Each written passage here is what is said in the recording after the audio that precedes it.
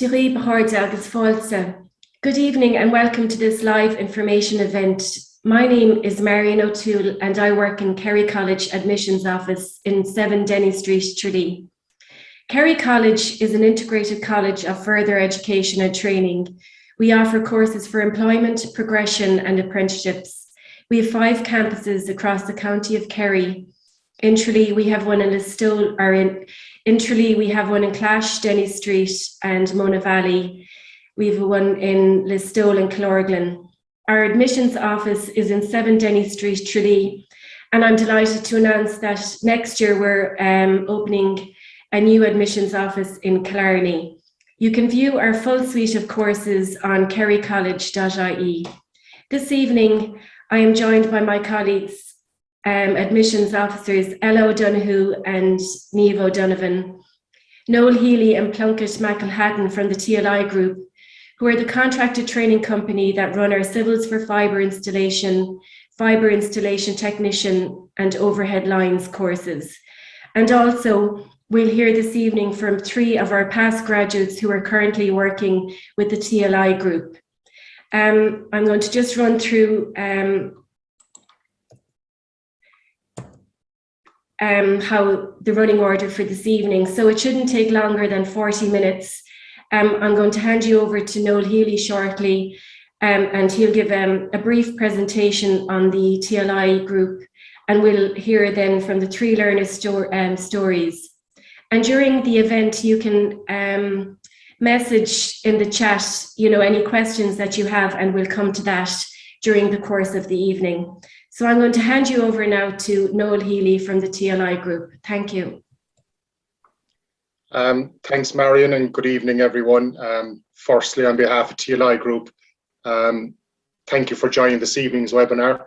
The agenda for this evening is as follows. We're going to tell you a little bit about TLI Group, and we're going to give you an overview of the overhead line industry, an overview of the fibre and telecoms industry. We will then talk in detail about the overhead lines course. We'll talk to a past trainee of that course and show you some very interesting images in relation to that industry. Likewise, in relation to the fibre installation course, we'll give an overview of the course. We'll talk to a past trainee and again show you some photographs and demonstrate where you'll be working if you undertake this course. And likewise with the Civils for Fibre course, we'll give an overview of the course. We'll talk to a past trainee and again show you some interesting photographs.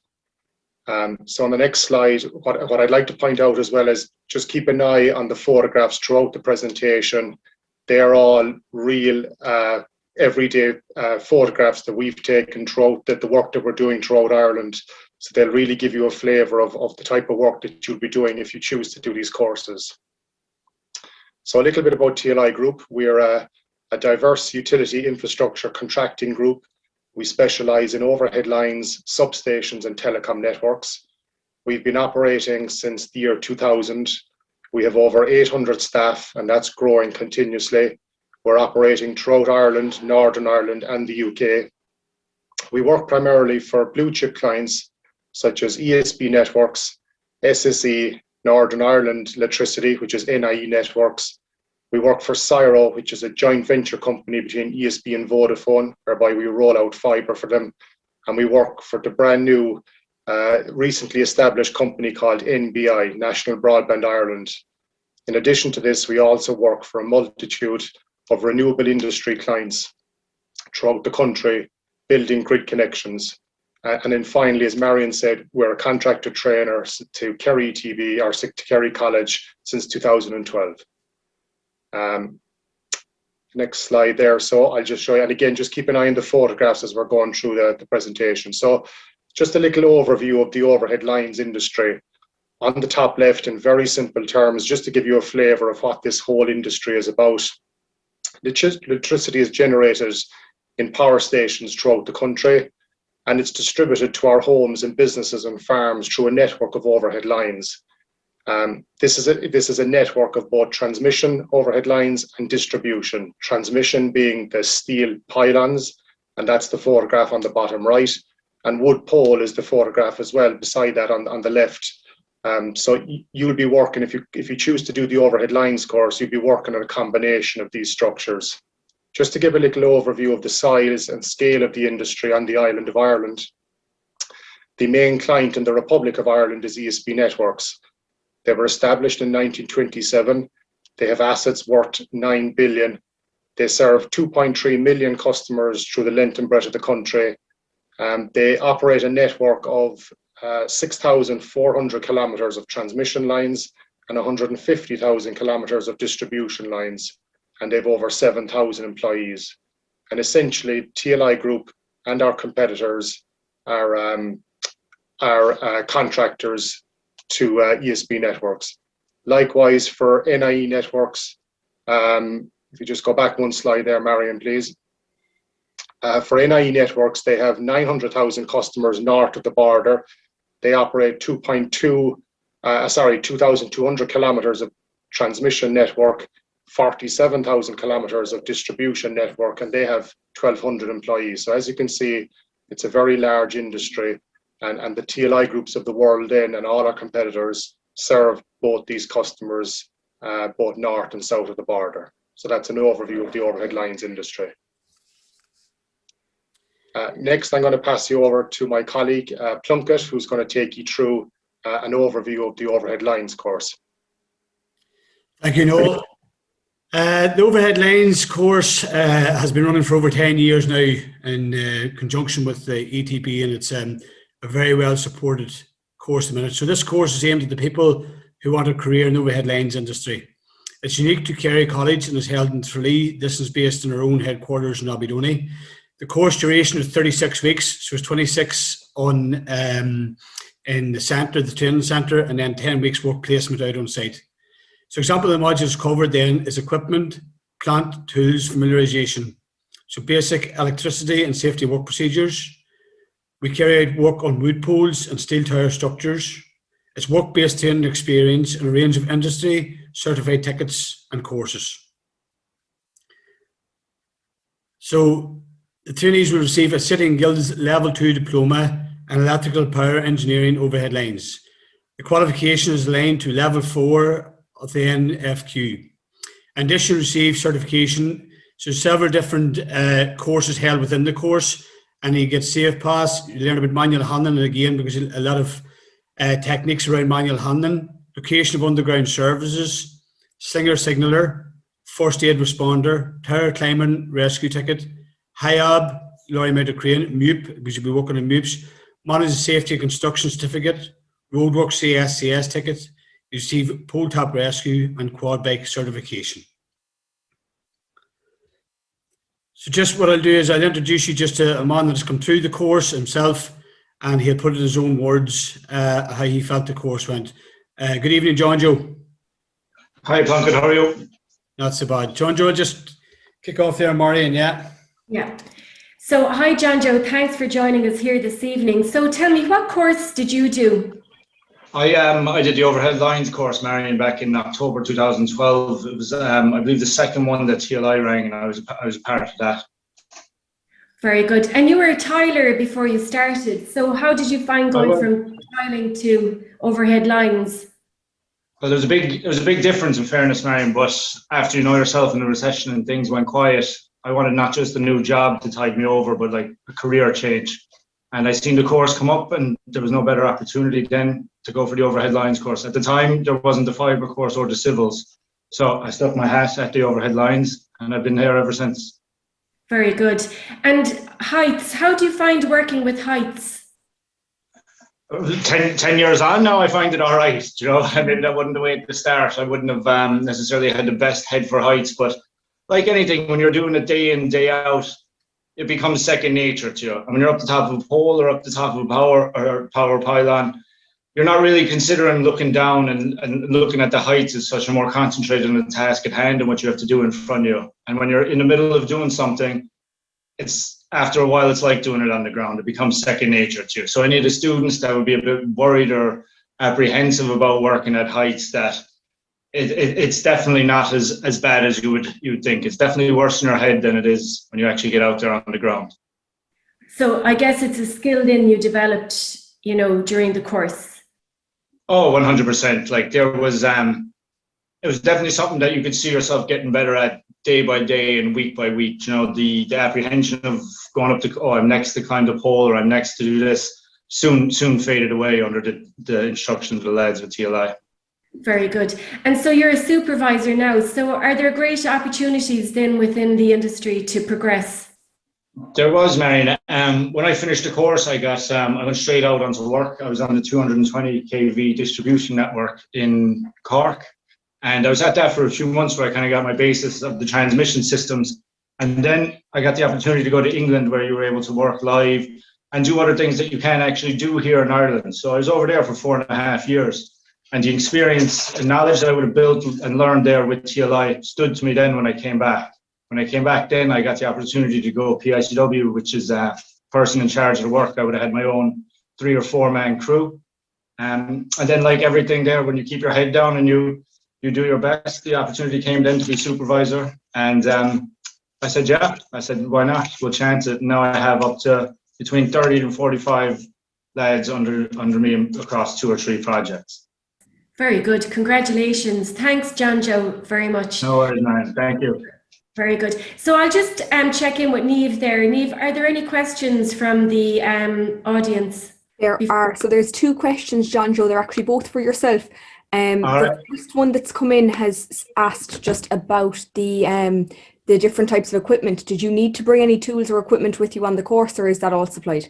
No, that was all supplied by TLI. Every tool, equipment, any bit of PPE, anything like that was all supplied by TLI, even down to boots.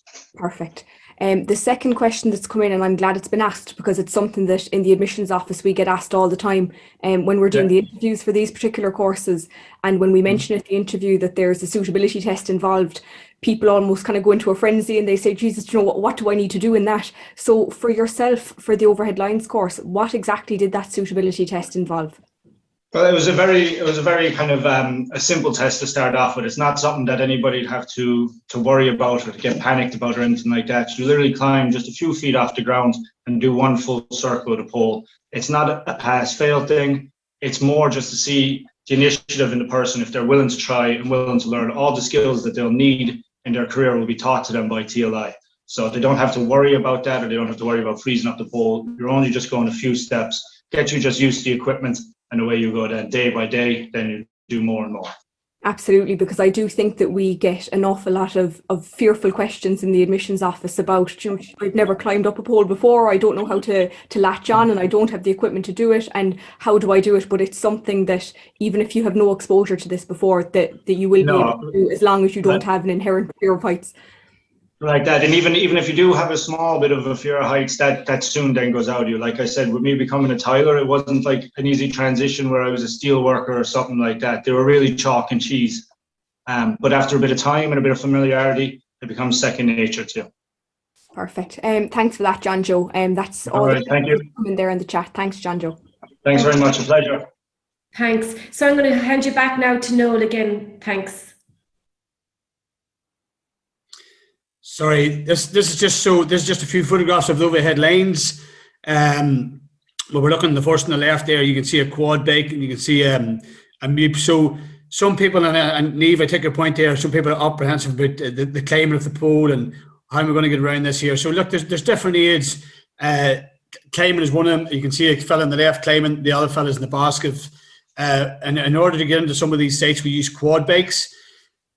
Top right, we have guys up transport or changing over wood pole to the steel pylon.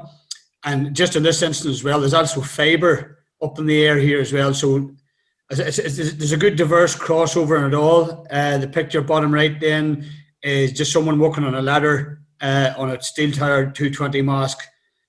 Okay. Again, these are all skill sets we learn. So on the left, top left, we have the helicopter dropping in poles. Our job brings us to some unique areas, rural, across Ireland, you know, in some areas of special conservation where you can't get diggers and stuff in, and maybe one track in, and we have to get helicopters in to deliver the poles. Bottom left, typical training setup there where everybody's brought in. The ETB or Kerry College supply all the gear, John Joe was saying there. All the tools, equipment, PPE, everything required is given to you in order to give you a good head start in this career path. The one here, the fellow up in the bike, the fellow in the bike, I think that picture just speaks 1,000 words. So what this guy's doing here, he's putting on bird diverters across a river. No other way to do it, only there's a cycle bike, but that's a bit advanced, but it just goes to show there is different diversity across the industry. This, and again, just a helicopter. Sometimes, as I spoke about, new builds, a lot of new build stuff going on in the networks and the overhead lines at the moment. And this one here is just a helicopter brought in to help us string a pretty remote part in the south of Ireland. Again, this here is just pictures of the different transmission works that's carried out. City West, pretty unique job. You can see again on the left, there's these are actually homemade, TLI-made hoists in order to get us up and keep the work going. You know, it's there's a lot of mechanical aids. It used to be a lot of heavy work. There's a lot more mechanical aids now than there was before.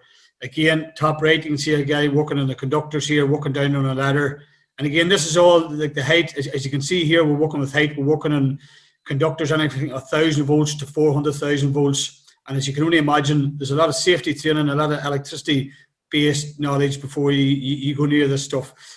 Just this, the guy's changing a cross arm here on the wood pole. And again, this is all heavy structure stuff. So again, unique learning. And there is a lot of mechanical aids to help us along in carrying out our tasks. The last one for the overhead lines is there's a project we just finished, and it's just on the outskirts of Belfast. A very unique job again, keeping the lights on in Belfast before Christmas. You can see the two guys here just in the hoist working there alongside the motorway. So again, high risk, but again, one of them jobs, and when you get into it, it really does get you across the country and the different types of work that is carried out in the overhead lines.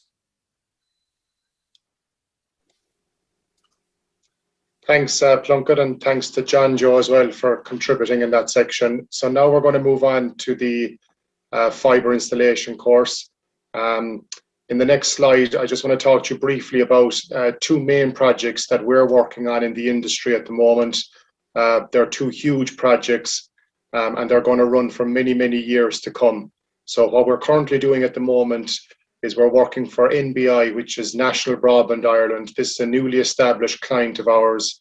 It was set up last year, and they're tasked with rolling out the rural broadband plan in Ireland.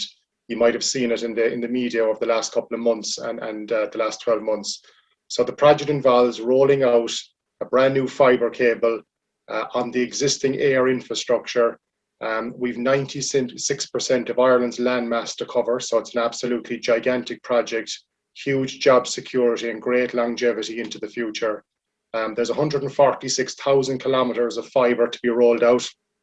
There's 544,000 homes, farms, schools and businesses to be connected. So this is for anyone who doesn't have access to a fibre network. Every single one of those will now be connected, and there's going to be up to 1,800 jobs generated. The project is expected to last up until 2027. For the main build, but then there'll be ongoing maintenance and refurbishment works thereafter. So there's great longevity in this space. Secondly, then we also work for Cyro on the bottom left. And as I said earlier, this is a combination of ESB and Vodafone. They formed a new entity called Cyro, and they're tasked with rolling out fibre in an urban environment. So they're working across towns and villages throughout Ireland. We've been working for them since 2015. We have over 400,000 premises passed with fibre. They've secured 16 retail partners who are selling the service to customers all over the country, and there's over 9,000 kilometres of fibre laid to date. The good news is they have embarked and secured funding of 500 million for phase 2 of the project, and that's literally starting on the first week in January. So again, a fabulous industry to get involved in, real longevity, and a real good career to get involved in. So I'll hand you back to Plunkett, and he'll talk a little bit about the first of our fibre courses called Fibre Installation Technician course. Thanks, Noel. So the trainees will learn how to install, fault find, repair and test fibre optic cabling. Again, this course here is due to start in February 2022. The duration of this course, as you notice, is a bit shorter than the overhead lines. It's 24 weeks, so 18 weeks in the college in Mona Valley and 6 weeks placement then out with a contractor. So example modules covered are the principles of communications cabling, fibre cabling, internal, external environments, fibre faults identification and repair, fibre splicing and fibre testing. So the trainees will receive a City and Guilds Level 2 award in communications and cabling.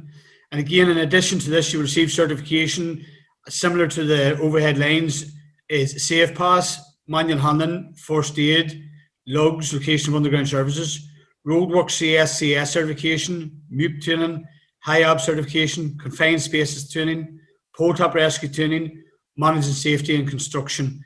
And again, you can just see the photograph down here. This is like a POP site with all the different infrastructure that's required. This is the heavy setup before the boys get into and girls get into the fibre splicing part of it. So what I'll do is I'll introduce Alan Mulvihill, who done the course in 2016. Very welcome, Alan. How's it going?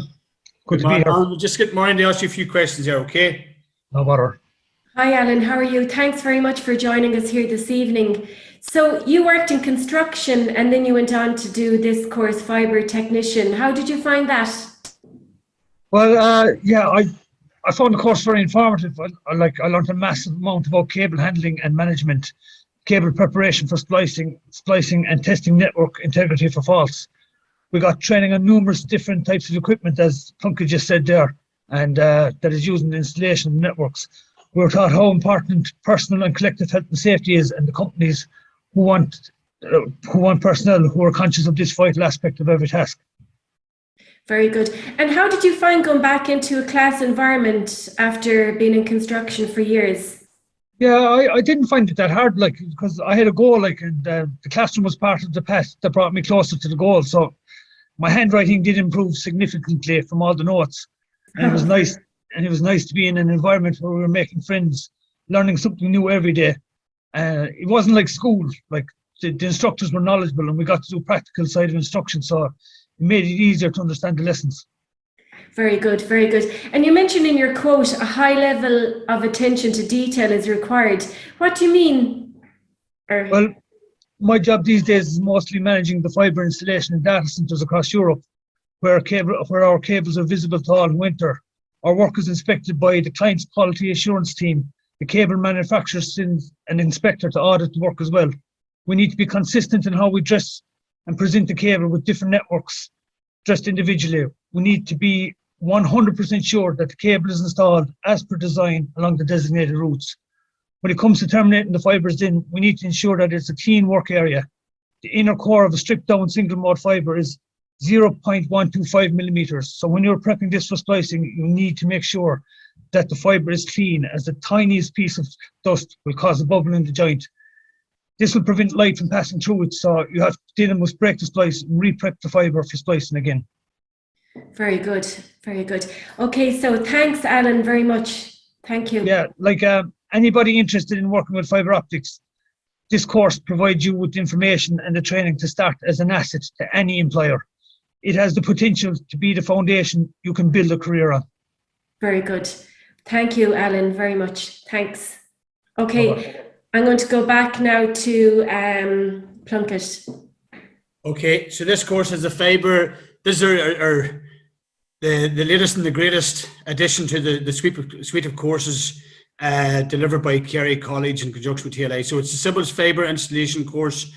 And again, it's the trainees learn how to install and undertake the groundworks and reinstatement needed for building a fibre network. You know, there's a lot of different pieces to the jigsaw on this new fibre that's been introduced over the last number of years. And anybody across the country will see people out there, from home installs to the people out digging trenches in the road in order to get in. So there's a different suite of stuff that happens. As Alan spoke about earlier on there, the fibre splicing, very unique, very technical piece of this here is the preparation in order to allow that suite of people to come in behind. So this course here is in April. the course 16 weeks. So another, you can see overhead line started, which is a pretty unique, and it come down to the Fibre, and there's 16 weeks for the civils one. Trainees receive a QQA Level 4 award certificate. So example of the modules covered here is reinstatement techniques and standards, safe pass, manual handling, first aid responder, ladder training, high-up training, and lug certification. And you can see a different blend working through the courses that they receive across all three of these courses. And it's all very unique to what the trade is needed for the task to be carried out.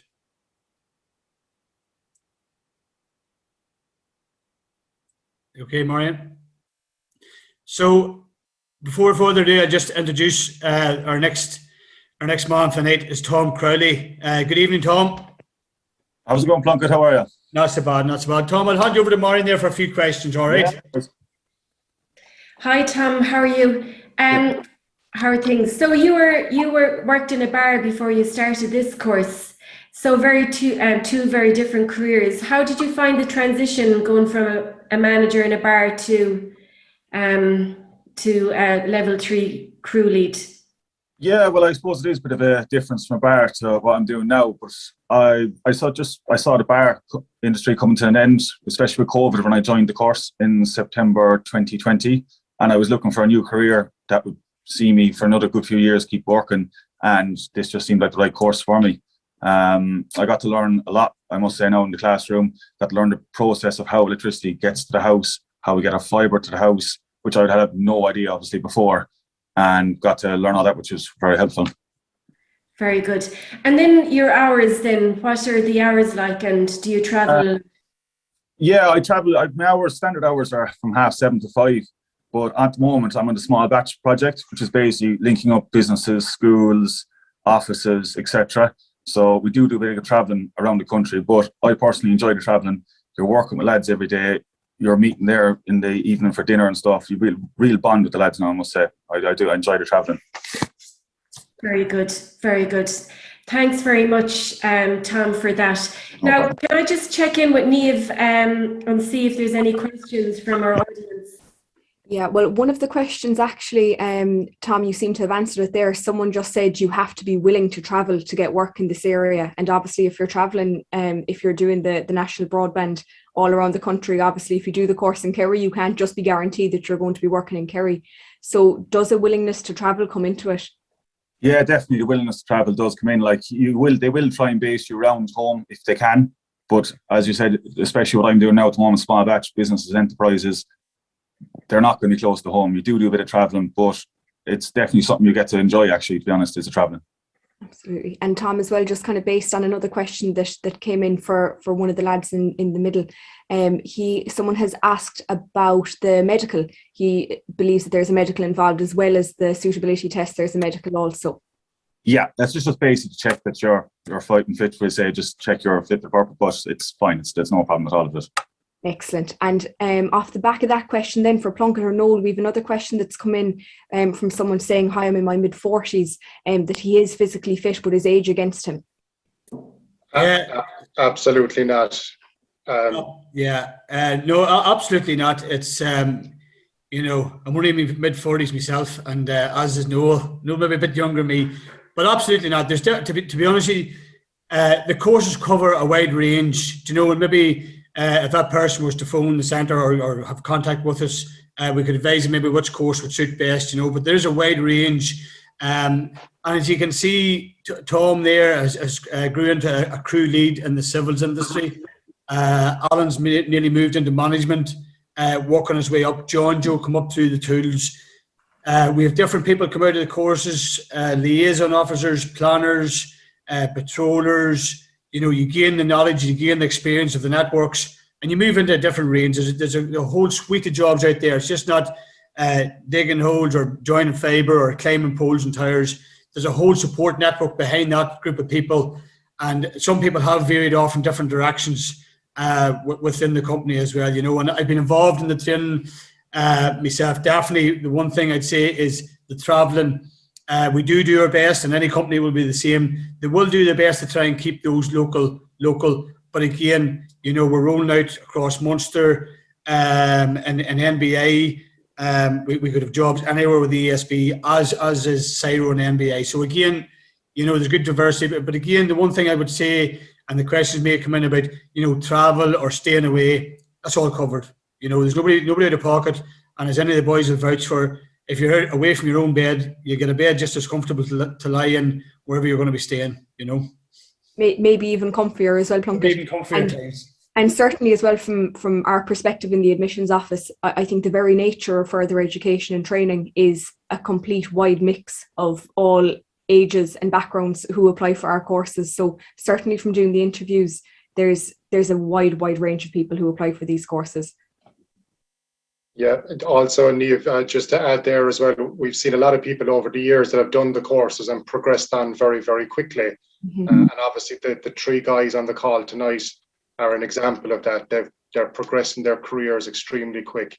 So age certainly isn't a factor. Anybody in their mid-40s, there's fantastic opportunities there to progress all the way to supervisor, project management level by starting off by undertaking these courses.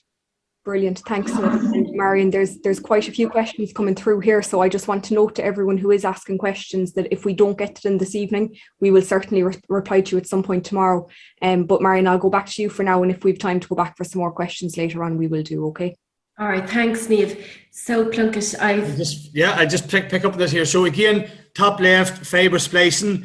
And as you can see, but you can barely see, this fella here has got a fibre optic cable and it's on a tiny, I think, 1.12 millimeter, and joining them together, you can see the machines. Bottom left is data center, pop sites, all different range. And then on the right hand side, fibre installs. That's where you're in people's houses installing the fibre, and very hands on, very customer orientated. And it's one thing we're very mindful of, when we're out there, you're dealing with the public. People in the call tonight probably have seen people in their own homes coming in to fit the fibre network. Top left again here, we just have a typical scenario, people working in MIPS and installing the fibre, installing the overhead lines, and there's a good crossover, good diversification within the staff. Some of the courses sort of marry across into each other, and you can end yourself going from overhead lines to fibre back into overhead lines. Depends on the nature of where the work is at that given time. Bottom left again, you can see these guys are actually installing fibre and the overhead networks. Top right is a typical layout of the guys pulling into a housing estate and kitting out a housing estate. Tom spoke there about the small batch work where we're up doing industrial estates, new housing estates, and it's a complete fit out from start to finish before people even move into their houses now. It's nearly like a given, as much as electricity and water was back in the day. Now it's back to the thing. And just one last one. You can see here the general public. The general public is core to everything we do. You can see here the road traffic management, the vans parked up. And again, all this here, all the courses we spoke about tonight, there's one core value behind the whole thing, and that is safety. It's about our safety. Every day we're out there dealing with electricity, fibre, the general public, traffic, in order to get everybody home safe. And it's sort of our brand is home safe. And anybody that comes onto the course, the one thing they will notice is they get a lot of safety training, as well as the tasks and the mechanical aids and the climbing, fibre, splicing, civils. You get a lot of safety knowledge. Again, obviously working with power, heights, fibre, you need that general knowledge background. And again, we have a suite of trainers there, experts in the industry, and we bring them in order to deliver and get the best out of the candidates that come on the courses. Okay, thanks very much, Plunkett, for that. So I'm just going to hand you over now to Ella O'Donoghue, the admissions officer in Kerry College. Thanks, Marion, and thanks to the lads in TLI for giving such a comprehensive overview of all the courses this evening. So from a Kerry College perspective, and I suppose from our perspective in the admissions office, how do you apply? So you can apply directly on our website, so kerrycollege.ie. I just have an example there of the Civils for Fibre course. If you click on Courses for Employment and you slide down to find the Civils for Fibre course, click on the course, and this image will pop up. On the right hand side there, then you can go to Apply Now.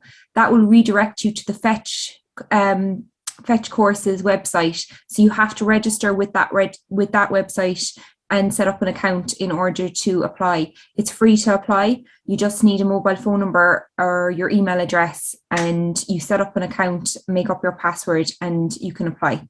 So it's pretty straightforward.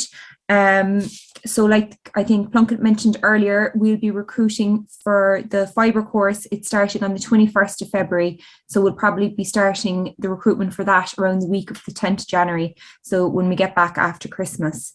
So if you apply on the Fetch Courses website, we'll have your application. You'll then be called for an interview with one of the admission officers and then the course instructor as well. So two of us will be doing the interviews. The interviews will take place over Zoom. And then if you're successful at interview, you'll be called for a suitability test. And John Joe went through that with you earlier. So that was the suitability test for overhead lines. There's also a suitability test for the civils for Fibre course as well. Then your results from your interview and the suitability test are combined, and then the top applicants from that then will be called for a medical. So you'll go for a medical for the overhead lines course and the civils for Fibre course, and then all three courses as well. You have to do a colour vision test, and you have to pass the colour vision test as well. So then pending successful medical, the top applicants will be called for course. And then like Plunkett mentioned, we'll provide anything that you need on the course as well. Then I suppose your funding and financial supports. So if you're on a qualifying social welfare payment, we can take that over and pay you a training allowance then to do the course. Along with the training allowance, if you're travelling to Kerry College to do the course, you might be entitled to a travel allowance or else an accommodation allowance if you're coming from up the country, coming down to Kerry to do the course. You also might be entitled to maybe back to education allowance depending on what social welfare say. There's also, you mightn't be entitled to any payment, but you can still come and do the course with us, and you still might be entitled to accommodation or a travel allowance as well. And I suppose it's important as well to mention if there is anyone on the PUP payment, you'll just have to transfer over to a qualifying social welfare payment in order for us to be able to pay you a training allowance. So how you can also get in touch with us in the admissions office. Unfortunately, at the moment, we're all working from home, but you can call us on 066 714 9696. So we're in the office every Monday to Friday from 9 to 5. You can also email us on info@kerrycollege.ie. We're doing online clinics. So if anyone wants to talk to myself or Neil, we're doing online clinics, or we can talk to you over the phone. Again, like there is a lot of information there tonight. So if you have any queries, just send us an email and we can redirect them to the lads in TLI as well, if there's any specific queries about any of the courses that we talked about tonight. So I think that's all from my side, Marion. Thank you. Great, thanks Anna for that. So I just want to check with Niamh, any more questions from the audience? There's quite a few, and a lot of them have a very similar theme. The sordid topic of coin, everyone's asking about wages. So I'd say over to Plunkett and Noel, even if you want to kind of talk through the general kind of wages that people can expect if they do the course and if they do get a job straight afterwards. Yeah, so look, I'm happy to answer that question. So anybody starting out in the industry, I suppose first of all, it's safe to say that our employment record to date is very close to 100%. So you're all but guaranteed a job at the end of the course upon successful completion. As a trainee, your starting salary is in the region of 28 to 35,000 when you first come out into the workplace. And then as you progress through your career, it moves up into the 40s, so maybe 40 to 45, and as you go along up then into different levels. We've seen people, as we said, progressing all the way up to project management level, and you can reach figures, maybe 60, 70 grand at project management level. So there really is a wide range of salary bands, but all very attractive. It's also important to find out that there's a lot of opportunity for overtime and the potential to earn more. It's a very good career to get involved in. The other thing to point out is that this industry has totally avoided all the recessions that we've seen in the last couple of years. So I joined this industry in 2008. I was in the construction industry before then, as were a whole heap of my colleagues in TLI. And since then, in the last 13 years, we have been totally unaffected by anything that has gone on. There's just so much work, so much investment to happen in this space that has happened and will continue to happen in the decades to come. It really is a great space to be in for anyone who's looking to progress a long-term career. Excellent, thank you. One other question that's in here, and I'll just have time, I suppose, for one more at the moment. And like I said, any other ones that we haven't got to, we'll make sure to get in touch with you at some point tomorrow and just answer those queries. A question in about the course structure and the times. What times can people expect to be starting and finishing up? Typically, the courses start between 8 and half 8 and 4 o'clock. 4 o'clock finishes, and then on a Friday, it's 1 o'clock on a Friday. Yeah. Perfect. And you mentioned as well that it's split between the Mona Valley campus in Tralee and the TLI facility out there in Abbeydorney as well. Yeah, so 2 of the courses, the Fibre Civils and the Fibre Technician, is run in Mona Valley, and the overhead lines, again, because of the nature and the structure of it, is a dedicated training centre and TLI's headquarters in Abbeydorney. Excellent. And just add there, that's just 5 kilometres from Tralee. It's just 5 kilometres out the road, yeah. And normally we do see with people travelling, when they do come down into interviews, they get talking, and they normally carpool, they normally get accommodation in Tralee. There's a suite of accommodation there around the place, and they normally, you find they normally tend to meet up and the carpool and stuff. So again, anybody worried about that aspect of it, I'd say by the time they get themselves sorted out, down in Tralee, it'll work itself out really, Excellent. And there's one other question that's come in there. Someone again just asking about the travel around if you do get a job in this kind of area. Someone just mentioned that they saw something advertised in Tipperary. And in terms, I suppose, of travel, would kind of being based in the Midlands be a great place to be based in terms of the travel that you need to do around the country, as opposed to, I suppose, being based in Kerry and then travelling around the country from there? Yeah, absolutely, Niamh. Tipperary is a great county to be from in terms of travel. Within a 2-hour radius or an hour and a half radius of Tipperary, you can cover an awful lot of counties. So absolutely, I would say if you're from the Midlands or any of those Tipperary, work is probably commutable daily, and we've lots of people doing that. And look, as the lad said there, I think Tom mentioned that there is no doubt the work is nationwide, but a lot of the time we as employers try to base our employees as close to home as we can for that work-life balance. Excellent. So I suppose to dedicate those couple of months to doing the course in Kerry and let that be the kind of the temporary traveller, the temporary relocation, to then have the bigger picture of the foreseeable being based kind of more centrally then for your work. Absolutely. Okay, brilliant. Marion, I'm going to pass it back to you there. We do have a couple more questions that we need to get through, but I'd say just so that we can end on time tonight, we'll get back to them tomorrow. Yeah, great. Okay, so thanks to everyone who joined us this evening. And like we said, if you have any queries tomorrow, you can call us on 066 714 9696, and you can view our courses on kerrycollege.ie. And thank you very much for joining us, and we hope now that we answered everything. But like I said, if there's anything that you forget to ask, just email us tomorrow at info@kerrycollege.ie and we'll get back to you. Okay, so Sinead gur míle maith agus slán. Thank you. Bye. Bye. Thank you. Bye. All right. Thank you. Thanks, everyone.